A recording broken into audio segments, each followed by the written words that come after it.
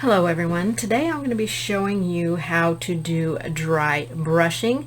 A couple of techniques to do this with. I highly recommend that you practice both before you go to your project to do it.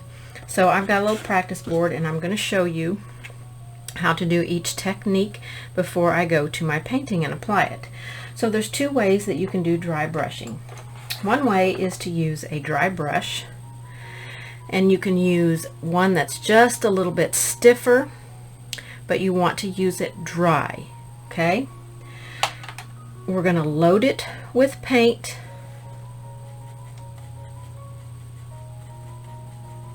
and then we're going to go to a dry paper towel and remove the paint.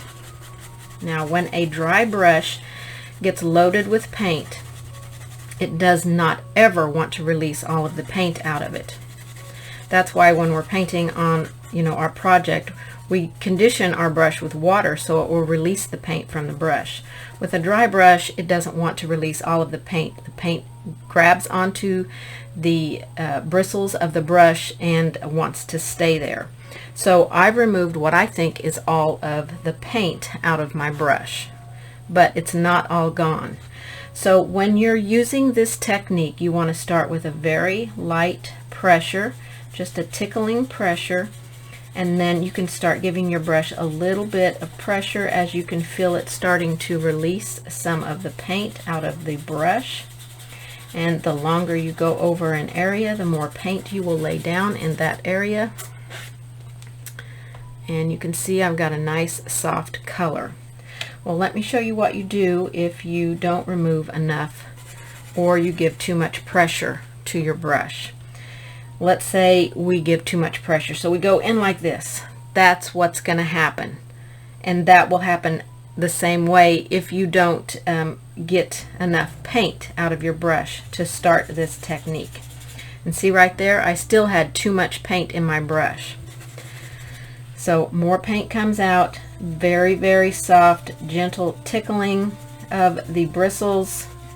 Sometimes you have to load your brush and offload 2 or 3 times before you get enough paint where you can get that soft color on coming out of your brush. So the key is very soft, soft, soft, tickling, soft, swirling, soft, soft, soft. I can't express the soft part of using this technique enough.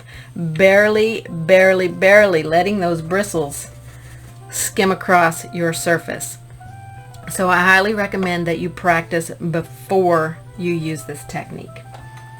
The next way to do dry brushing, by the way, this technique also, I refer to it as dry rubbing because I'm actually rubbing the paint onto my surface. So dry brushing, dry rubbing, it's all a similar technique. This time we're going to use the brush damp. So I'm going to fill it with water and I'm going to wick out the moisture out of my brush. I don't want much moisture in there, but I need moisture for this technique. So with this technique, I'm going to load my brush and I'm going to wick off some of the paint off of the tip of my brush, just kind of tapped each side, removing the paint.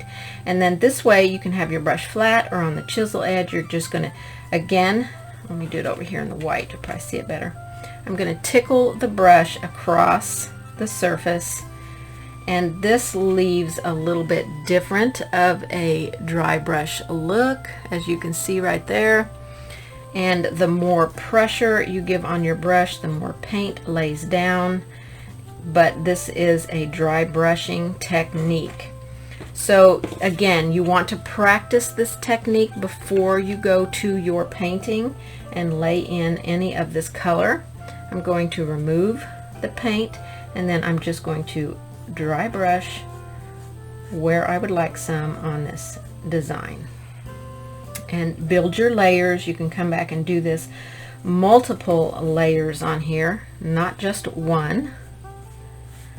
Again, you can do chisel edge or flat brush, and this is a very good technique when you're wanting to get that really super dry brushed, not totally there look. And the other technique of dry rubbing onto your project is great for when you have a large area that you need to carry some color out. You can rub the color out as far as you need it, and then come back and float your color right along the edge to smooth it all out. So that is how you do dry brushing, 2 different ways. So let's grab some paints and some brushes and let's go practice this technique.